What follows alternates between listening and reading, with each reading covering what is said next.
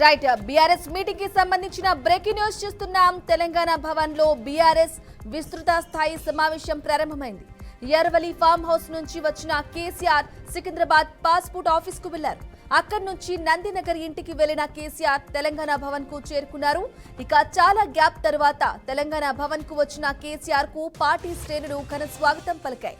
జై కేసీఆర్ నినాదాలను హోరెత్తించారు. ఈ సమావేశంలో కేసీఆర్ పలు కీలక నిర్ణయాలు తీసుకున్నారు.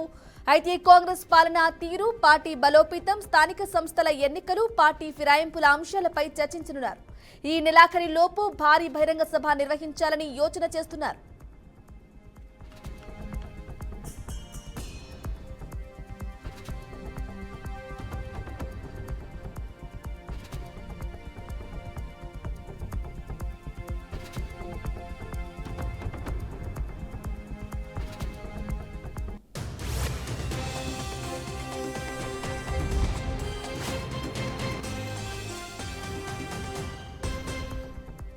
తెలంగాణ భవన్ లో బీఆర్ఎస్ విస్తృత స్థాయి సమావేశం అయితే జరుగుతుంది. ఈ అంశానికి సంబంధించి పూర్తి సమాచారం మా ప్రతినిధి తేజ అందిస్తారు. తేజ, చెప్పండి, కేసీఆర్ అధ్యక్షతన నిర్వహించే బీఆర్ఎస్ కు సంబంధించి మీటింగ్ కి సంబంధించిన అప్డేట్స్ ఏంటి? మొత్తంగా కేసీఆర్ అయితే మాత్రం 7 నెలల సుదీర్ఘ విరామం తర్వాత అయితే మాత్రం ఆయన తెలంగాణ భవన్ కు ఈ రోజు మరి కొద్దిసేపటి క్రితం చేరుకున్నారు. మరి కాసేపట్లో తెలంగాణ బీఆర్ఎస్ పార్టీకి సంబంధించినటువంటి రాష్ట్ర స్థాయి విస్తృత స్థాయి కార్యవర్గ సమావేశం అయితే ప్రారంభం కాబోతుంది.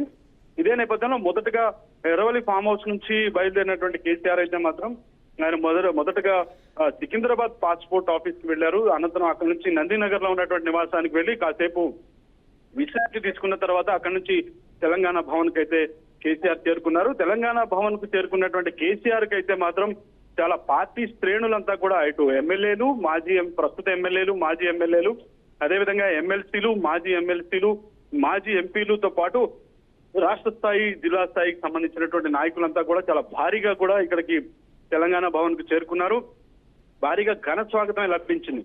అయితే ఈ ఫిబ్రవరి మాసం చివరంకంలో అయితే మాత్రం ఒక భారీ బహిరంగ సభను నిర్వహించుకుందాము అనేటువంటిది గతంలోనే ఒక సభలో అయితే మాత్రం కేసీఆర్ అయితే ప్రకటించినటువంటి పరిస్థితి. దానికి అడుగులు పడినట్టుగానే మనం చెప్పాలి. ఎందుకంటే మొత్తంగా కార్యవర్గ సమావేశం అయితే ప్రారంభమైంది, కొనసాగుతుంది కేసీఆర్ అధ్యక్షతన. మొత్తంగా కాంగ్రెస్ పార్టీకి సంబంధించినటువంటి పాలనా వైఫల్యాలు, ఏదైతే హామీలు ఇచ్చినటువంటి హామీల వైఫల్యాలతో పాటు అమలు కాని హామీలను ఇచ్చి ఏ విధంగా తెలంగాణ ప్రజానీకాన్ని కాంగ్రెస్ పార్టీ నాయకులు మోసం చేశారు అనేటువంటి అంశాలన్నింటినీ కూడా ప్రస్తుతం ప్రస్తావించేటువంటి అవకాశం కనిపిస్తుంది. అదేవిధంగా రానున్నటువంటి స్థానిక సంస్థల ఎన్నికలతో పాటు ఇంకా జీహెచ్ఎంసీ ఎన్నికలకు ఏ విధంగా కూడా ఇప్పటి నుంచే సన్నద్ధం అవ్వాలి అనేటువంటి అంశాలతో పాటు భారీ బహిరంగ సభ ఏ విధంగా నిర్వహించాలి అనేటువంటి దాంతో పాటు రజతోత్సవం, అంటే బీఆర్ఎస్ పార్టీ ఆవిర్భవించి రజతోత్సవ వేడుకలు కూడా నిర్వహించబోతున్న నేపథ్యంలో ఏ విధంగా కూడా దాన్ని నిర్వహించాలి అనేటువంటి అంశాలు, అంటే ఇప్పుడు ప్రస్తుతం మనం ప్రస్తావించినటువంటి అంశాలన్నీ కూడా ప్రస్తుతం ఈ కార్యవర్గ సమావేశంలో చర్చకు రాబోతున్నాయి. కేసీఆర్ వీటన్నిటిపైన కూడా కీలక ప్రకటన చేయడంతో పాటు దిశానిర్దేశం అయితే పార్టీ శ్రేణులకు చేయబోతున్నారు అన్నట్లుగానే మనం చెప్పాలి. బ్రాహ్మణి, అయితే తేజ, చెప్పండి, ముఖ్యంగా స్థానిక సంస్థల ఎన్నికలకు సంబంధించి కూడా దిశానిర్దేశం చేస్తున్నట్లుగా తెలుస్తుంది. ఇక కేసీఆర్ రాకతో మళ్ళీ బీఆర్ఎస్ పార్టీ పుంజుకుంటుందా? తేజ, బ్రాహ్మణి మళ్ళీ ఒక్కసారి అడగండి క్వశ్చన్. రైట్ తేజ, కేసీఆర్ రాకతో మళ్ళీ బీఆర్ఎస్ పార్టీ మరొకసారి పుంజుకుంటుందా? స్థానిక ఎన్నికలకు సంబంధించి కానీ, కాంగ్రెస్ పరిపాలన తీరుకు సంబంధించి కానీ, ఇక బీఆర్ఎస్ పార్టీ మరొకసారి కూడా? ఖచ్చితంగా బ్రాహ్మణి, ఇప్పుడు మీరు ఏదైతే ఒక ప్రశ్న లేవనెత్తారో అదే విధమైనటువంటి ఒక హోప్ అయితే మాత్రం ఇటు తెలంగాణ పార్టీ శ్రేణులు, అంటే బీఆర్ఎస్ పార్టీ శ్రేణులు అయితే చాలా స్పష్టంగా కనిపిస్తుంది అన్నట్లుగానే చెప్పాలి. ఎందుకంటే కొంత గ్యాప్ తీసుకున్న తర్వాత ఇప్పటికే కాంగ్రెస్ ప్రభుత్వం కొలువు తీరైతే మాత్రం సంవత్సర కాలం దాటిపోయింది. కానీ ఇచ్చినటువంటి హామీలను అయితే మాత్రం 100 రోజుల్లోనే నెరవేరుస్తాననేటువంటి కాంగ్రెస్ పార్టీ ఇంతవరకు పూర్తి స్థాయిలో హామీలను నెరవేర్చినటువంటి పరిస్థితి అయితే లేదు. కొంత గ్యాప్ తీసుకున్న తర్వాత అయితే మాత్రం తెలంగాణ భవన్ కు 7 నెలల గ్యాప్ తీసుకున్న తర్వాత కేసీఆర్ తొలిసారి తెలంగాణ భవన్ కి అయితే చేరుకున్నారు. మొత్తంగా కేసీఆర్ రాకతో అయితే మాత్రం ఒక్కసారిగా ఇప్పటి వరకు కొంత స్తబ్దుగా, కొంత అసంతృప్తిగా, కొంత బిక్కుబిక్కుమంటూ ఉన్నటువంటి పార్టీ శ్రేణులు ఏవైతే ఉన్నారో మొత్తం వారంతా కూడా ఒక్కసారిగా యాక్టివ్ అయ్యారన్నట్లుగానే చెప్పాలి. ఖచ్చితంగా ప్రజాక్షేత్రంలో ప్రజల కోసం పనిచేయాలి. ప్రధాన ప్రతిపక్షంగా ఉన్నటువంటి బీఆర్ఎస్ పార్టీ ఖచ్చితంగా కాంగ్రెస్ వైఫల్యాలను ఎండగట్టడానికి, కాంగ్రెస్ వైఫల్యాలను ప్రజల్లోకి తీసుకెళ్ళడానికి పూర్తిగా సంసిద్ధతగా ఉంది అనేటువంటి ఒక సంకేతాన్ని అయితే మాత్రం ఈ రోజు కేసీఆర్ నిర్వహిస్తున్నటువంటి కార్యవర్గ సమావేశం ద్వారా ఆయన పూర్తి స్థాయిలో ఇటు సంకేతాలను రాష్ట్రానికి పంపించినట్లుగానే ఆ విధంగానే చర్చ జరుపుతున్నట్లుగానే చెప్పాలి. మొత్తంగా కేసీఆర్ రాకతో అయితే మాత్రం బీఆర్ఎస్ పార్టీ శ్రేణులో ఒక కొత్త జోష్ కనపడుతుంది అన్నట్లుగానే మనం చెప్పాలి. ఎస్ తేజ, ఎప్పుడెప్పుడు వస్తారా కేసీఆర్ అని చాలా మంది ఎదురు చూసిన సందర్భాలు కూడా ఉన్నాయి. ఇంకా కేసీఆర్ రావట్లేదు బయటికి, ఇంకా అయిపోయింది బీఆర్ఎస్ పార్టీ అన్న సంగతి అని అనుకున్న తరుణంలో కేసీఆర్ పక్కా ప్లాన్ తో ఇప్పుడు కేసీఆర్ అధ్యక్షతన బీఆర్ఎస్ పార్టీ మీటింగ్ జరుగుతూ ఉంటే ఏ రకంగా అనుకోవాలి? అలాగే కేసీఆర్ కొడితే గట్టి కొడతాను అని చెప్పేసి కూడా పలు సందర్భాల్లో అన్నప్పటికీ అంటే బహిరంగ సభల్ని చూసుకోవచ్చు, ఇలాంటి మీటింగ్ సంబంధించి దిశానిర్దేశానికి సంబంధించి కూడా ఏ విధంగా చూసుకోవాలంటారు?